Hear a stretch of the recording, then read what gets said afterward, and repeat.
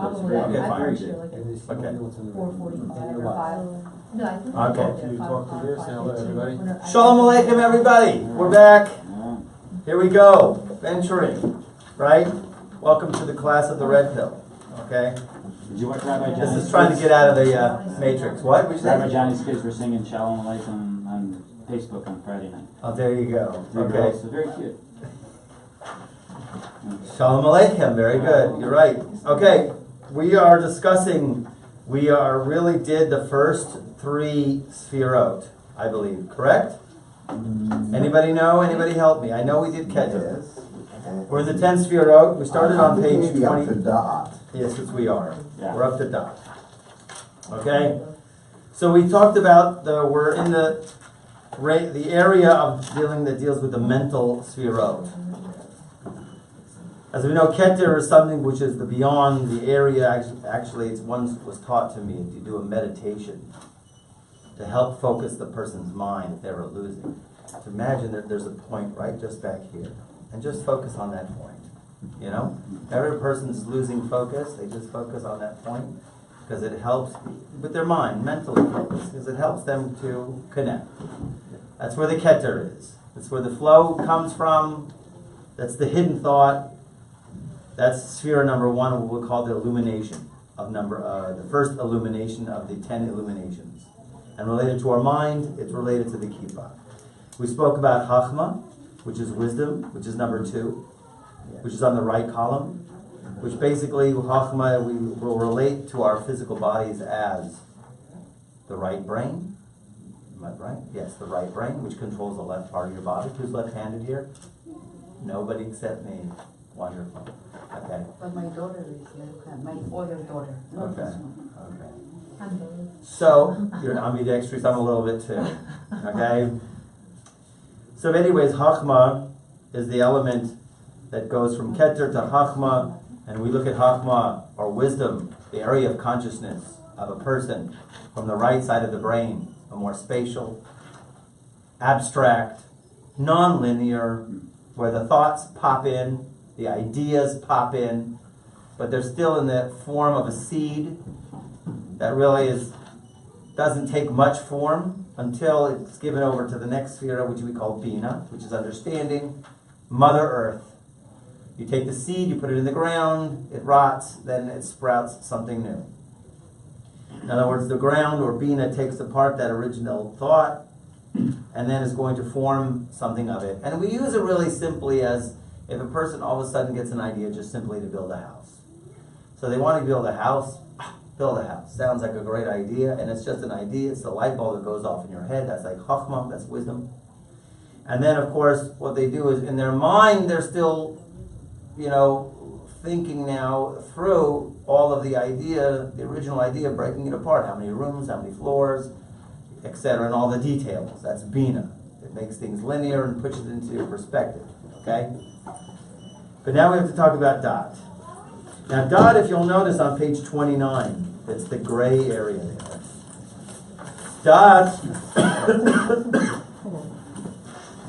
I put it in dots because we call it a mutually exclusive elimination. Dot. In other words, the idea really is that where Keter is present, Dot is not there. Whenever Dot is present, Dot is manifesting, Keter is not there. They are mutually exclusive, and the reason why they are mutually exclusive is because they represent the huge philosophical problem of the ages, which really cannot be solved, even though many people feel that they can solve it or understand. We can understand it in one way, but when it comes down to the bottom line, we really cannot understand it. And that's the concept of our free will versus determinism. Has anybody ever dabbled into this concept? Okay? Well, occasionally. It's every now and then when the Rambam gets into it, much ink has been poured over to try to understand that Keter, the first sefirah, is God says, I want to give. That's God's will. I want to give. And of course, when God went up on God's mind, I want to give.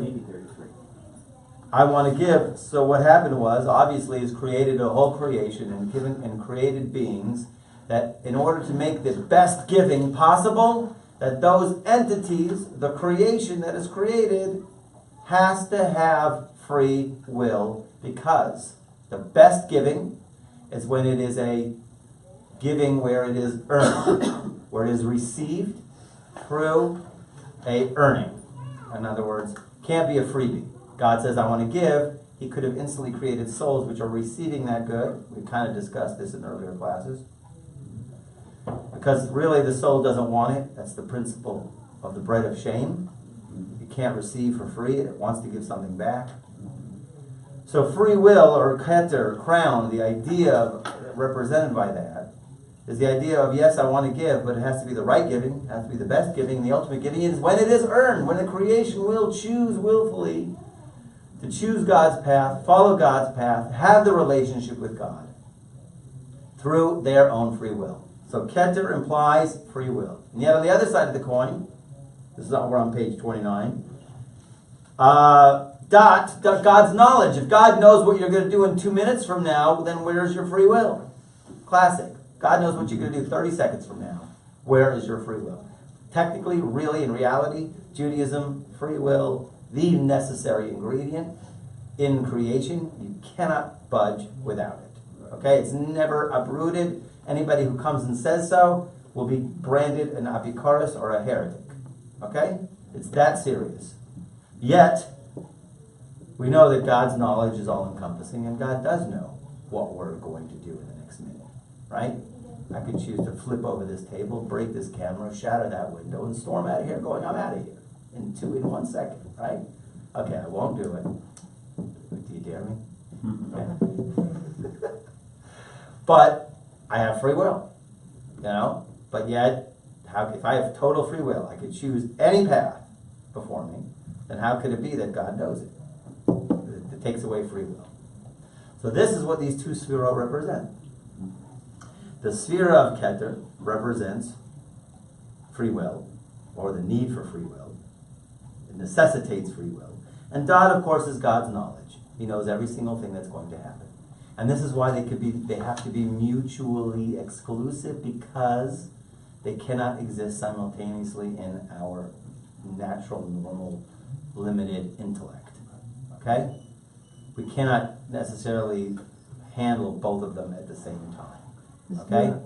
God represents God's what? Knowledge. That's knowledge.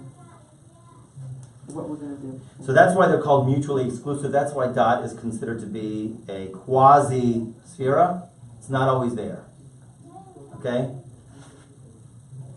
Mm-hmm. However, if you really want to jump down, cut to the chase, which I always like to do, in the end of days, in the final end, after the redemption of the world, right? In the next world, we will be able to understand how these two things can exist simultaneously. There will come a day where we can blend these two forces. And there's one element that we actually have in this world that hooks us up to it. And who knows what that is, but Jane, you probably remember. The number 11. If you count all of the sphera, including dot, you end up with 11. What has 11 in it? Oh, the What'd you Ketoret, say? you said. Last week you said the Ketoret. The spices, the incense. The spices of the incense is what is, we say, is the next world experience. Because why? We spoke that Moshe Rabbeinu, when he was up at Mount Sinai and he had this whole debate with the angels and they were going to basically kill him. After he beat the argument and he won the argument to get the Torah, because he was arguing with them to get the Torah. So they all gave him their secrets. They all said, okay, my secret is this, my secret is that. So the angel of death said, my secret is the incense. What chases me away is the incense. I can't be around it. If it's there, I'm gone. So that's when Aaron was told one time there was a plague, go in the camp and take the incense, and then the plague ended. So the idea of the incense as being beyond death is the 11, is the concept of all of them being. It's a vortex which takes you to when death is swallowed up forever in the end of days. Okay? That's why it's a very important thing, even people in this day, Baruch Hashem, to say they say the Ketorah is actually the Sephardim, I think, say it twice a day, if not 3 times, I think. right? And the rest of us folks, maybe twice a day if we're lucky, right? At least once a day. One Kabbalah says you must read it once a day. The Baal Shem Tov would wake up in the early morning hours when he sensed that there was an evil decree going on or something was going on bad, and he'd get up all of his students in the early hours of the morning and have them all read the Ketores. And they all read it with intense, concentration and focus in order to get rid of the evil of death, because we don't have the actual incense now. We have the reading of it. When we read it, it is considered as if we offered it. Yes. Paragraph after the Shemona Esrei. About the incense. In the Shemona, I read the Shemona Esrei. There is incense in the Shemona Esrei? No, right now. The one it's right after what? It's after the end of davening. Right. It's also in the beginning of davening. Okay. There's an incense Well, offering. this all the spices. Yes. Yeah. Okay. So right, if you have in mind, and we'll do a class where I'm going to show you. I got a great pamphlet that I got from Rabbi Garmazian Yeah. that shows you the pictures in color, each and every single Really? spice, so you get a really good idea of what they are, because it really is a great meditative device. Yeah. Okay? It takes one to the level where it can annul evil decrees. Okay? Mm-hmm. All right, so going on in dot. Simply when we speak about dot or dot Torah, right? Dot is usually if a person is in a crossroads and they don't know which way to go, left or right. So they need dot in order to make that decision. Right. Dot is the ability to weigh the factors, to see how much this, and what's this, okay? What I didn't share here was dot also, what emanates from dot afterwards. There are two things that emanate from dot, because you see dot, it is the last of the mental sphere. It corresponds actually to the midbrain and the spine back here. Dot is going to carry every single thing in the mental spherot down to the body, to the lower spherot. That's the key thing.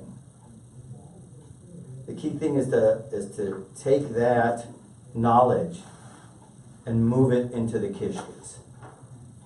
You can know something is one thing, but to know it to the point where it's in your kishkas, to feel it, is much more. Okay, it's much more significant. Okay? That's a very powerful spirit. It is. That's why maybe Chabad calls themselves Chachma Bina Dat. And they don't, Keter's not invited. Keter's not there. For some reason, I don't know why. They call their organization after Chachma Bina Dat. Okay? In any case, so here, let's go down the list. Number one, I called it a quasi-sphera. Two, the ability to bring Chachma, Bina together. It's an applied logic. Okay? In other words, whatever from Chachma can't come, and whatever from Bina, it's able to go ahead and put it together into something that can be applicable and something that can be manifest. It makes things where something comes out practical. Okay? A lot of people have a lot of difficulty learning abstract things, and they want to know practical. Okay? So 3, mutually exclusive with Keter. When crown is hidden, dot manifest. When crown is around, dot is not. Like what I just said. They don't exist together. Okay? And 4, dot and Keter are manifestations of the same thing. Except one is internal, another is external. I don't even know if I got that. I had to go back in my notes and look at that. Or rather, I have to look at inner space to see where one is internal, which I would assume that the Keter is internal and the one is external. So we'll have to leave that one. Number 5, it's the intellect that a person shows to the world of the course. Because usually when a person says dot, and we make the prayer every day in the Shemona Esrei, we say,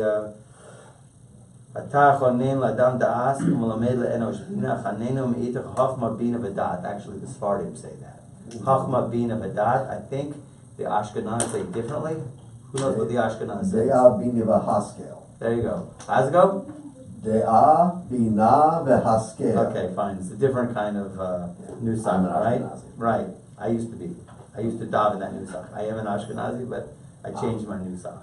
Okay. So Dea Bina V'Haskel obviously is going kind of like a different kind of thing to put together. But it makes much more sense if you go according to the Nusach Sfard or the Nusach Sfaradi, Chachma Bina V'Dat, because they go actually in order of 2, 3, and 4. Okay? So, but we do pray for intellect. We do pray for Dad. We say, Baruch Atah Hashem, Chonein Hada'at. Okay? So Dad is another thing about Dad that we have to always know and keep in mind. Is because if we look in the Chumash, if we look in the 5 books of Moses, it speaks about Adam knew Eve, his wife, and she became pregnant and bore a son. So wait a minute. Adam knew Eve, his wife. So knowledge here, at least in the biblical sense, implies intimacy. Dat means intimate. Okay? So when you know something, you're intimate with it. And Rabbi Masri explained it in a great way. It means the ability to connect. And it doesn't have to be necessarily connecting with a partner, connecting with anything in creation. When you know something, you can connect with it. Without knowing, there is no connection. So the idea really is, when we speak about intellect, we're speaking about the ability to connect. And that blessing, by the way, the 4th blessing that we have in the silent prayer, really dynamic. As I teach blessings, that you have to retrain your brain. What the word Baruch means. Blessed is not a great English translation, but it's the best thing that they have in English. But Baruch, the word Baruch, when you say Atah Hashem, you're really saying source. Source, are you God? Chonein Hada'as, who bestows da'at, who benevolently, Chonein is from like a chen, china, who benevolently bestows the ability to connect. That is the first request that we make. After we make the first 3 blessings, which is basically, I'm recognizing who you are, and who I'm standing in front of, then when we go into the actual list of all of the requests that we make, the first one is this ability to connect. Okay? I have a question, Rabbi.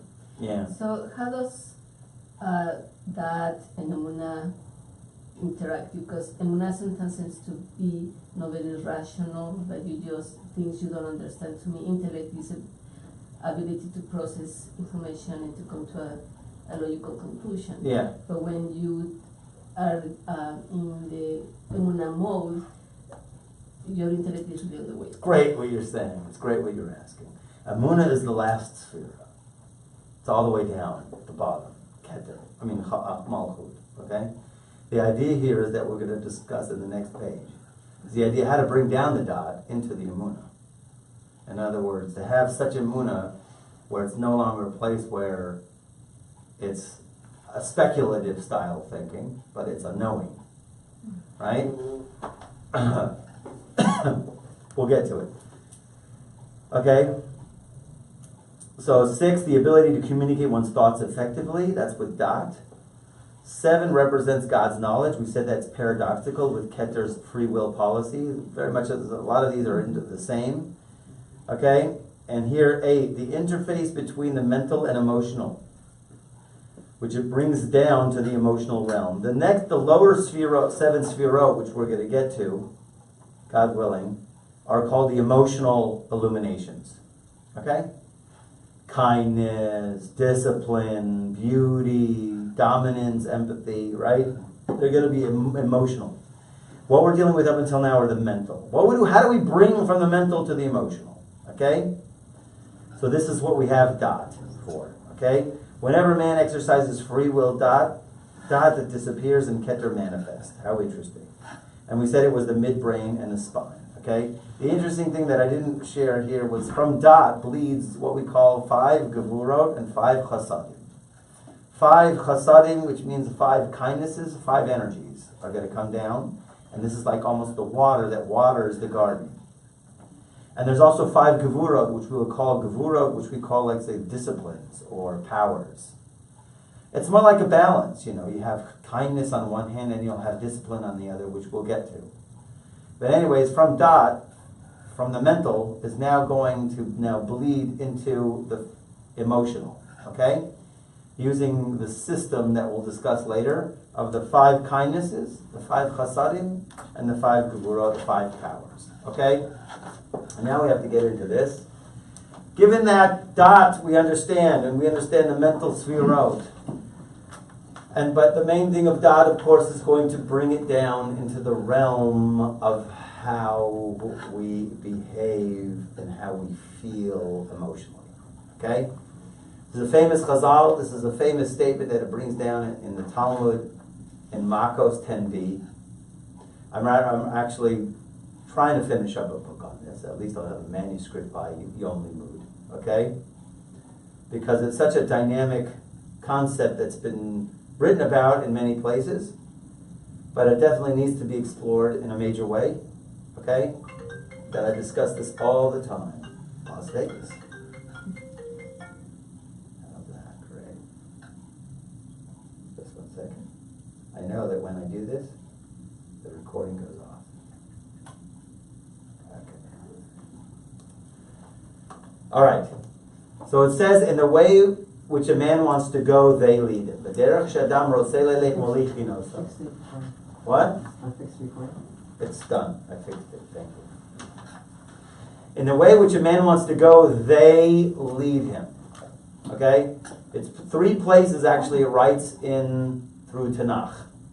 It's in the Bible once, right? It's in the Sefer Yeshaya, and it's also in the book of Proverbs.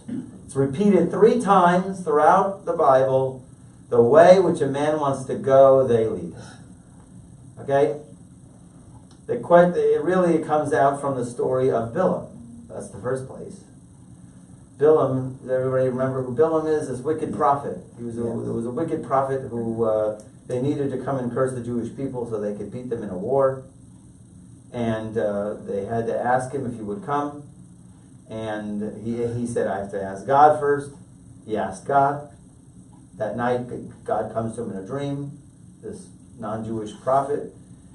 And he asks, and God says, no, you can't go with it. It's a blessed people. And he tells the emissaries who came to ask him, he says, no, I can't go. And so the king, Balak, he sent more important dignitaries and emissaries. He said, okay, you gotta stay the night, I'm gonna ask God again and see what he says. So he asks God a second time, and God says, well, if these people come to call you, go with them. So it's a very strange answer. So what happened here? If God said no, why is it, it's a very strange issue. I could even ask you what happened here. And the answer that they bring is, in the way which a man wants to go, they lead him. So the question really is if it meant to be God, the way which a man wants to go, he is led. It should be singular. Yeah. This is what the Maharsha brings out from the statement. It said plural. And the big question is, who are they that lead? Who are they? So here we have the bomb. Here we are taught that every thought that a person thinks, also every word and action, he or she creates an angel that pulls him or her towards the fulfillment of that thought or idea. Okay? That's whether it's a good thought or a bad thought. There's an active creative process that is happening. With every single thought a person thinks, there is an energy that is created that pulls him to the direction of the fruition of whatever it is that he's making. Now, how many thoughts do you think in a day? Not a regular Texan guy who's barbecue, smoke. Too many. Okay, they say around 60,000 to 100,000 thoughts a day. Okay? So that means that's 60,000 energies that are created, that are pulling you in a certain direction. This is where the dot is coming in. Okay? So here, you have to understand here, these angels are not to be understood as little naked babies flying around, like most people have an idea of what an angel is, right? People think of an angel as like a little harp or something, little arrows or something like that. I don't know. Something like that? Something like that. Depicted by Hollywood all the time, right? Yeah. So, of course, it's not that. Okay? but rather what we call it spiritual energies. See, since we were created in man's image, in God's image, sorry, God created us in his image. So therefore, what does that mean that God created man in his likeness and his image? So do you want to open up that door? Is it hot in here for me, or is it, you always have to get the door open. Yeah. I'm cold. Is it cold? No, I'm. Okay. I'll switch with you. Okay. Open the door properly.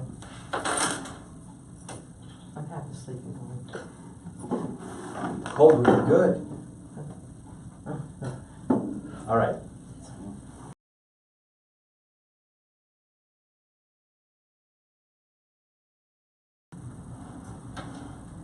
Rabbi Nachman says a person has to be very, very careful with his thoughts.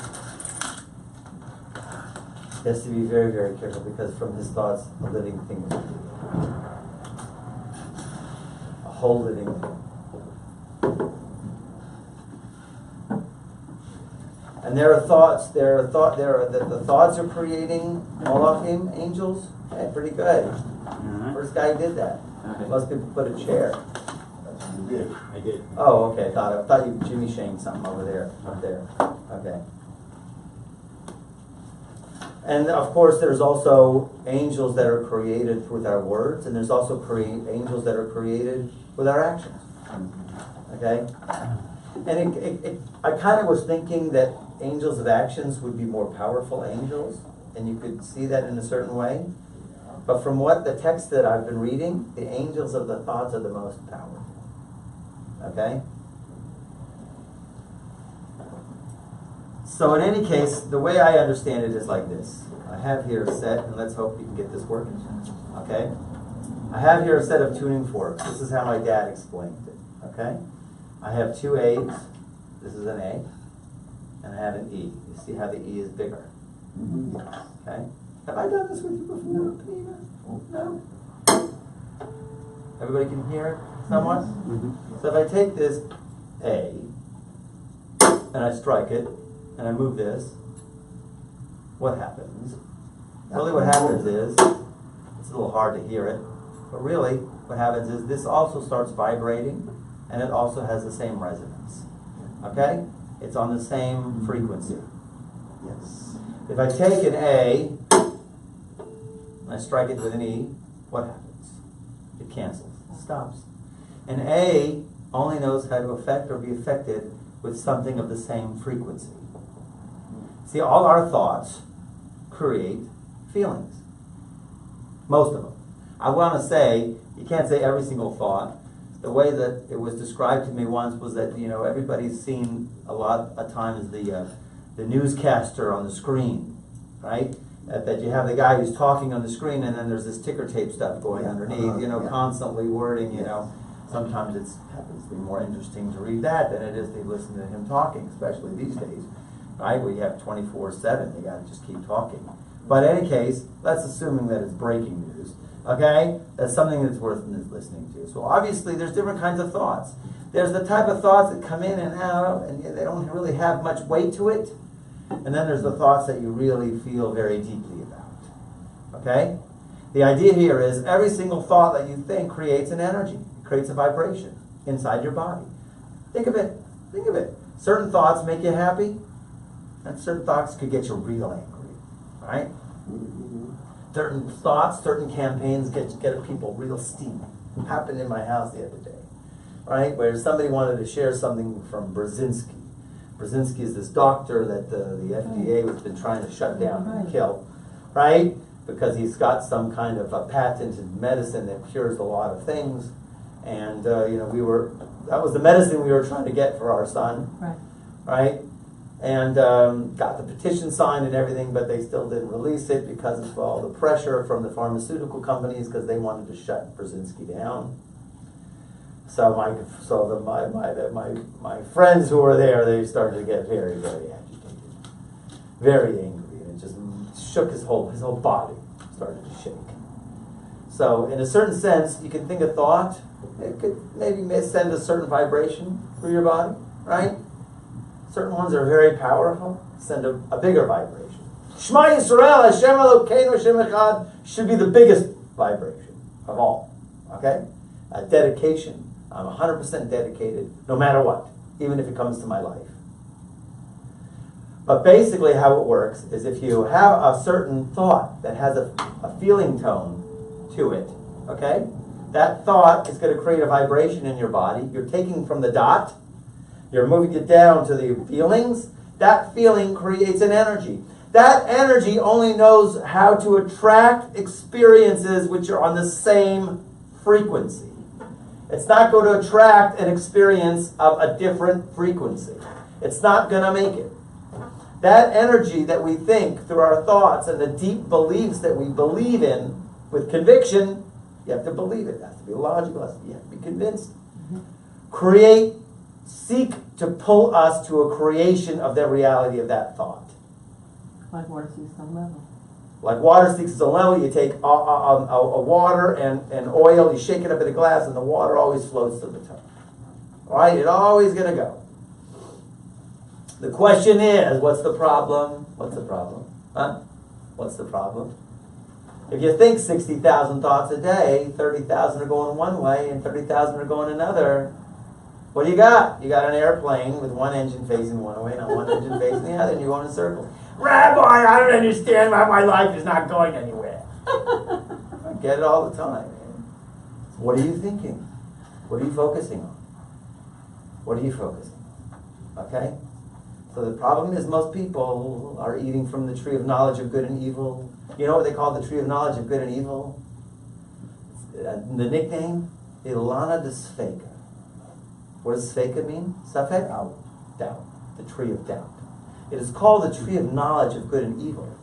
That's not the tree of knowledge of evil. It's the tree of knowledge of good and evil. It's mixed. It's confusion. It's the tree of confusion that we're all in. 6 days of the week is tree of confusion. Shabbat is called Ilan the Chaim, the tree of life. Okay? What we have to do is gravitate towards the tree of life, which is the source. Okay? And you have to wean away from the tree of doubt. You have to know how to handle confusion. The big thing is, you got to learn how to control your thoughts. First thing, you got to start to be aware of your thoughts. Even just to start to be aware of it is a fantastic thing. Because every thought is pulling you in a direction. I'm being pulled in directions sometimes like I'm in the Chinese circus sometimes. You know, the Chinese circus, the guy who spins plates. He's got to go back and spin these. Okay?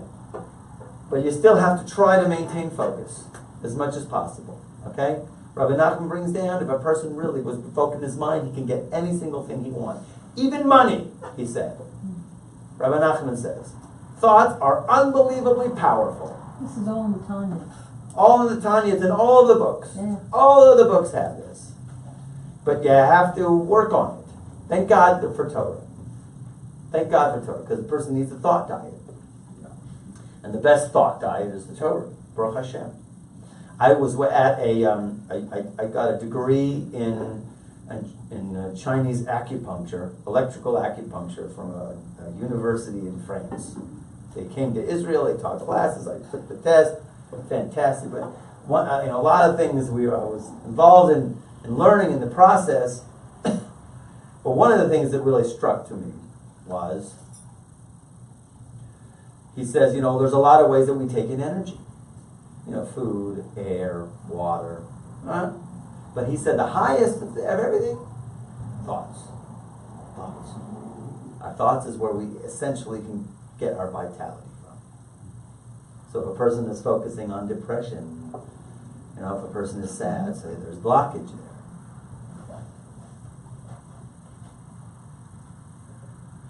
So the issue really is to be aware of our thoughts. So here I have in the second paragraph, I've heard it estimated that a person thinks anywhere between 60,000 thoughts to 100,000 thoughts a day. That means 60 to 100,000 angels a day.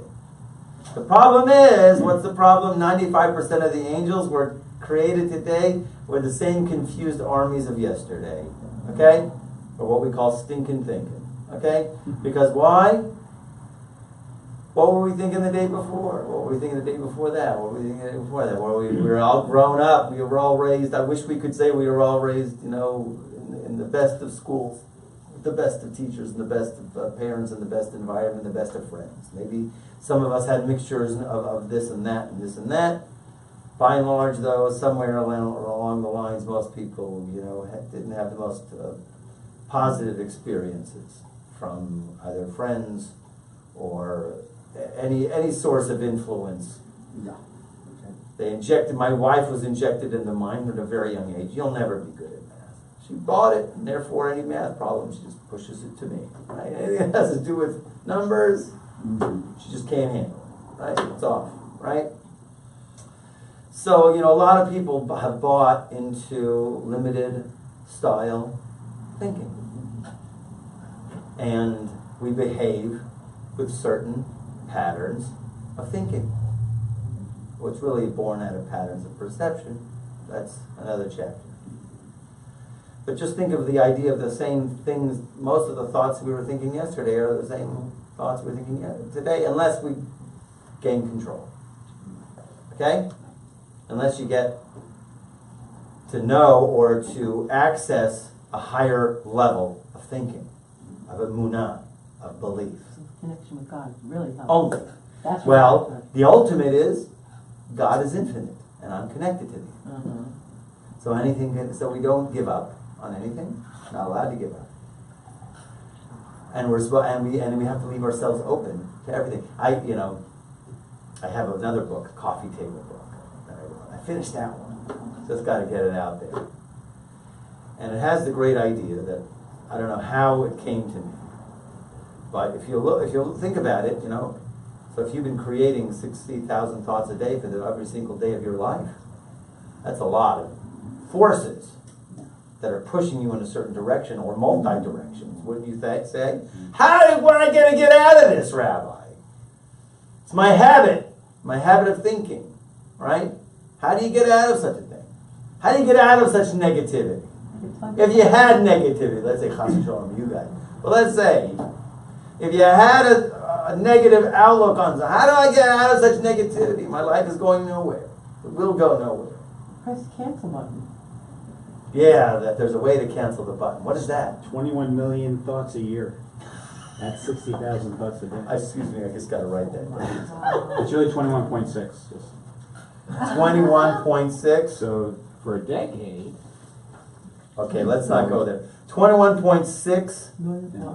Yeah. Per year? Put that in your book. But some of them are A decade would be 216 million. sometimes have the same, they are different, they are it's iteration of the same thought. We didn't say original, but you it's can- iteration, because Yeah. the brain is a muscle that you can, it's such a flexible muscle that you can, all your thoughts create like lines in your brain that you can erase. Actually, you can switch them back, and I think the The brain is intellectual part of recreated. that is what makes you. Rabbi Nachman said something like The that brain too. cells recreate over time. Every 7 days. How often does the whole body recreate itself? 7 years. Every 7 years. Yeah, okay. Actually. But the problem is the patterns of thinking. If you don't recreate and work on that, then Yeah, of course you have to have, and I think that's where that comes to play, because that's the intellectual portion of your brain, that you can be aware that you have actual control of your thoughts. When you don't have that awareness, then you are a victim of your own thoughts. that's why one of one of the signs that we have to eat in a kosher animal is called male geira. Male geira, which means it chews its cud. So there was an understanding last week, by Yaakov looked at it as if we were sojourners in the land of Egypt, or geiri. The word of geir actually comes from male geira, which really comes from drawing back something which was already digested in your mind to rethink it. We have the ability through the dot to draw it back and rethink it. Is this true? Does it make sense for me to hold on to this or not? Should I hang on to this? I can dispose of it. I can cancel it. You can dispose. Okay? So, male geira is that regurgitating. We're constantly re-chewing. Hopefully. You have to be a conscious individual. You have to be a thinking individual. Otherwise you could be like the mindless people out there in the Matrix who are, they're all Agent Smith walking around. But if Okay? you stop and just breathe, Because when you focus your thought, like something you're thinking like all the present, and you catch yourself and start breathing and focus your attention to your breathing. Then you focus the attention, and then you can grab your intellectual thoughts and say, wait a minute.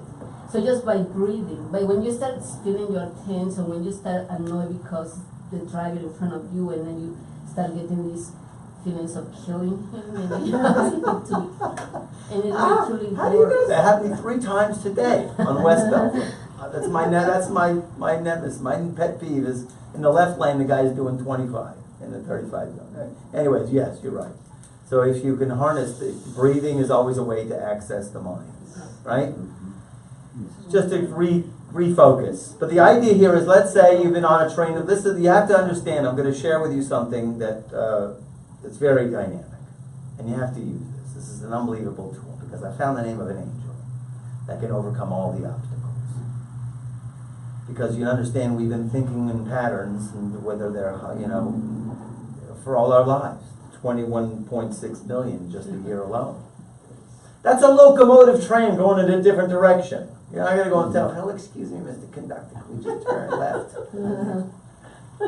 You want to jump off the train, but it's, it's a locomotive. We're already moving at, 120. Okay? So I found the name of this angel, which is a very powerful angel, the most powerful angel that can knock it all off. In other words, when we're faced with a situation which is less than what we would have liked it to have been. Mm-hmm. Very simply, you went for a doctor's appointment, you canceled whatever appointments that you had because you had to go to the doctor, and you ride all the way downtown, and you get to the doctor's office, and your appointment. Your appointment's tomorrow. Or whatever. Or no, they canceled. It get canceled. Right? So okay, boom! What do? Right? I travel all the way here. Okay, listen. Okay, the name of this, because let's go backwards just a little bit. What happens when you say the word can't? What happens if you say the word hard? What happens when you say the word impossible? It's impossible. You create that reality.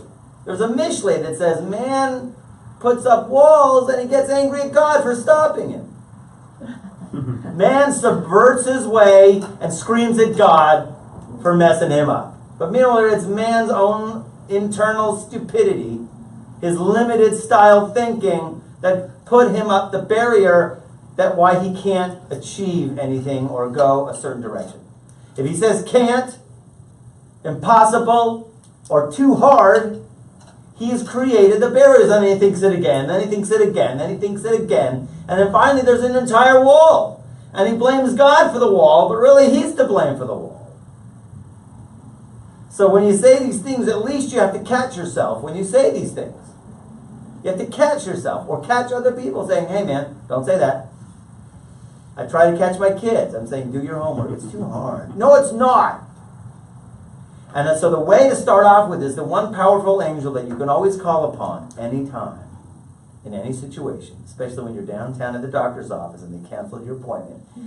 It happened to me in San Antonio. And I taught this class, and I got back and I spoke to this one woman, and she helped me out. She said the name, she reminded me, because we had to remind each other all the time. And the name of this angel is easy. Because if you say hard, what are you saying? Now, you might not see the solution to the problem right away. You might not, That's God's job. It's God's job. For God, it's easy for God. Anything is easy for God. Even though we say that the parting of the Red Sea is hard, it's that God would make would make a mizavik zvudim, would make a shidduch than it is the parting of the Red Sea, right? That's because man is an egghead. He's fluctuating. He can't stand still for a moment for God to hook him up with somebody. Okay, it's because man. Okay, but for God, come on, nothing's hard for God, right? Moshe Rabbeinu says, "What, you got to feed all these people meat for a month? Where are you going to get that? There's no deli down the street. There's not even a Walmart, right? What? It's the hands of short. The hands of God is short. What the heck? Don't you dare limit God." So the problem is, if we say the word hard, Got to create a barrier. But if we say easy, at least we are opening up a possibility for the solution to manifest itself. And we are not putting the blockage. I've also heard, not from a religious community, but from the new wave, I guess, new age medicine, the word not. You don't use verbs that Not? are negative. You don't talk in the negative sense. Is it Hebrew nod or English NLT, nod? English. You don't use Not. negative words in your thinking. You frame something in a positive statement, not a negative. So listen, why did I get into this? Okay, this study and writing a book was because of my father. My father was diagnosed in 1996 having an inoperable brain tumor. He had 2 weeks to 2 months to live. My father teaches psychodynamics, you know, the consciousness over matter, right? How our thoughts manifest into physical reality and the degree in which it is, right? Consciousness becomes form. He's a big teacher of that, and wrote books and everything, I went out and visited him, and you know, he didn't do anything except look to God for peace of mind. Nothing. He said the doctors don't know squat. He had to say that, for sure. They don't know anything. And he looked to God for peace of mind. He meditated for a year, looked to God for peace of mind. A year later, there was not a trace of a brain tumor. He's still around, my dad. And he went through a lot more stuff in between. He's still around. So when I saw that in front of my eyes, so I had to go ahead and do some research to see where is this in the Torah, because if our thoughts are involved in creating a lot of our reality, we better know the guidelines for where this is and when it is, because it certainly is a very powerful thing. Actually, it goes really, really, really very powerful. Okay, it's more powerful than we know. As Rabbi Nachman says, guard your thoughts carefully, for thought can literally create a living thing. Literally. Okay? He says thought is another place where he says, okay, because, you know, the power of the mind is beyond anything, right? It can transverse time and space. It's not limited like your eyes. The sense of your eyes can see very far. You can hear from a certain distance. You can only touch so close. But the mind can go to Mars in a second. Right? It's very broad in terms of its ability. Okay? As a matter of fact, that's what, you know, the great the Baal Shem Tov says, wherever your thoughts are, that's where you are. It's true. So thought can bring about, Rabbi Nachman says, many things, even inflation. Go figure. Okay? There was actually a situation happening, you know. And for leaders, it's much more compounded. The leaders, their thoughts, they have to be able to nip it in a bud, because it could have a reverberatory effect on the masses. If they don't be able to handle their thoughts. Okay, the spiritual leaders. Okay. So there was once time where actually he did think about inflation on a Rosh Hashanah, and in that year they had a problem with rain. Okay. So for a leader, but even for us, it's in our... Them talking and saying, look what has all these racial issues just came up. We haven't had this since the 1960s. This is what's been discussed, what's been put out to us, and people are absorbing. So there's a lot to talk about it, okay? Because, yes, you're right. There is what we call the vrittis, the Sanskrit word. We're a little bit off topic. What? Sanskrit word called vrittis, my father-in-law told me. The thought waves. Thought waves of a species, right? So if you figure, like we know right now as we sit in this room, that there are radio waves bouncing all over, right? Cell phone waves, all kinds of waves, Wi-Fi waves. There's waves bouncing all around us.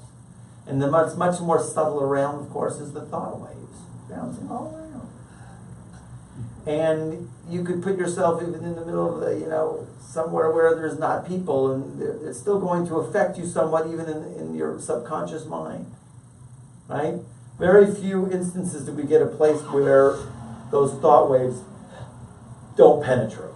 Okay? And we're able to think, to have a real clear thought. Yom Kippur, the Sukkah, things like that, where you can do the shut-off valve and get a sense of a clear thinking. But in any case, there is a lot of influences there, and we have to do our best part.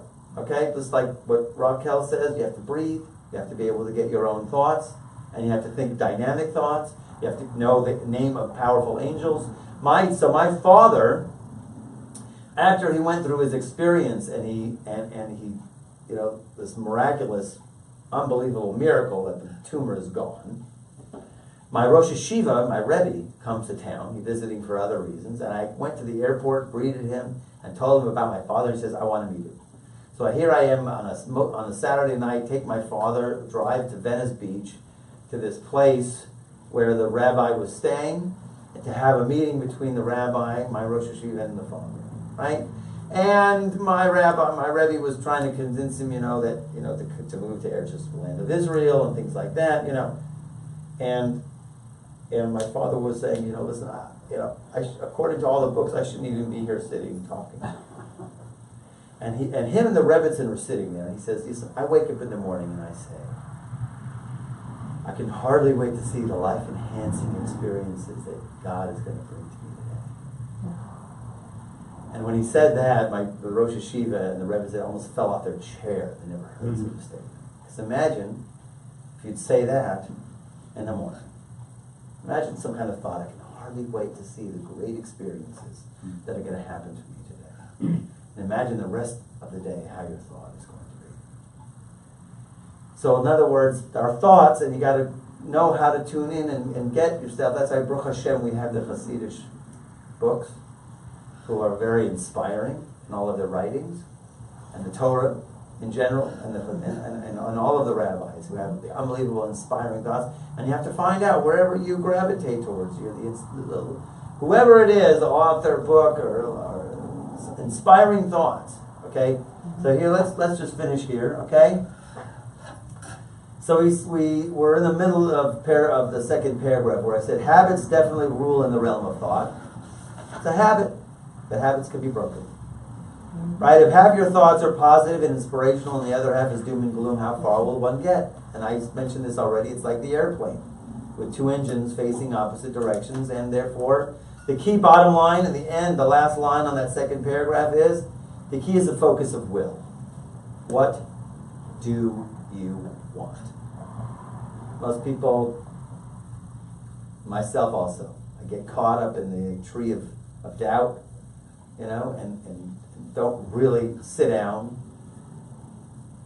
and focus totally on what I want. Actually, really, tefillah, prayer, is really will aerobics. It is the ultimate will exercise. Yeah. Can I propose something to the group? Sure. Maybe this week, because when we learn, we are here in this class at this moment for the reason to learn, but not just to learn, but to do.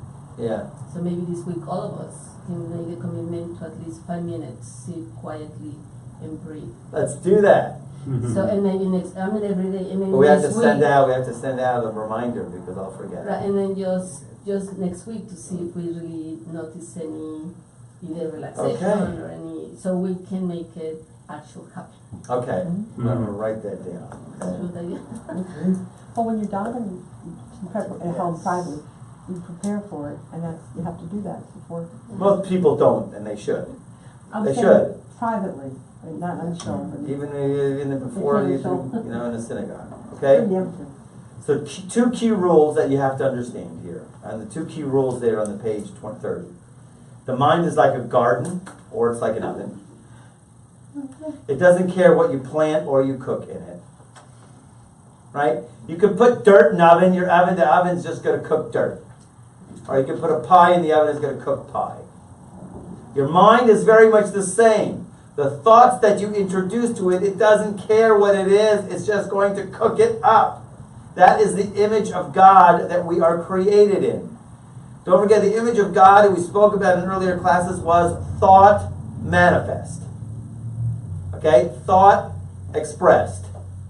Yud K is in the thoughts. Vav K is the expression of those.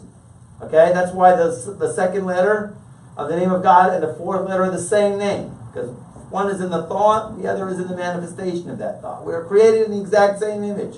We think thoughts and we seek their manifestation. It's just an automatic template or pattern or formula that we do. That's how our mind works.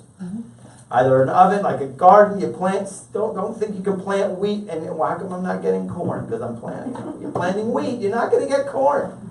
It's not going to happen. Don't expect you're going to plant this and you're not going to get it. You got to plant the thoughts that are going to grow that manifestation. And I say the mind is like an ocean we fish in. Okay, which thoughts do we fish in?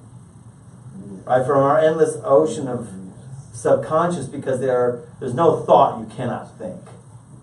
And there's a lot of thoughts that you can think. The idea really is to be aware of your thoughts. Okay, like I said here. But it also starts with becoming aware of the thoughts you think. So you have to decide, right now, make a commitment that you're going to be a connoisseur of thoughts. People are connoisseur, only the best caviar. That stuff is terrible. Okay? Best chocolate. Best chocolate, that's it. The best coffee. Starbucks is not even on the list anymore. It doesn't even make the grade. Right? Used to, maybe one day. But no, the best coffee.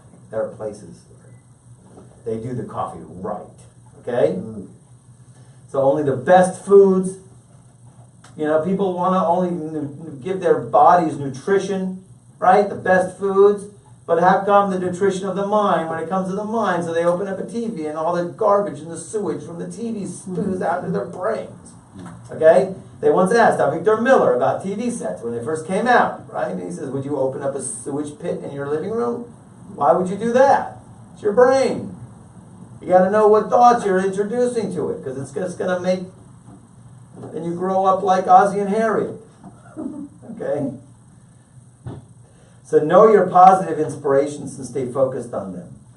Picture being removed of all financial concern, and this is a big one that I ask people all the time. If money was never an issue in your life, what would you do with your time as far as your contribution to humanity? And that's what helps people to get focused on what they want to do with their lives. If money was never an issue, and you got to sit there that 5 minutes after you do your breathing, money is never an issue. What am I going to do as far as my contribution to humanity? What is it within me? What is that force? Okay? And of course you have to weed out the bad thoughts with the kosher thought diet, which is the best thing is the Torah. Okay? We'll stop now. But the big thing to know, easy. I came back from the doctor's appointment that was canceled. I spoke to Mazel Moskowitz, and she says, Rabbi, easy. I go, thank you. Just a minute. Last week, unfortunately, I created some really bad angels, and I wound up saying things to one person in particular that were totally inappropriate, and I'm asking in public for you to forgive me. Of course I forgive you. Thank you. We got that on live TV. We got that on MTV. No, just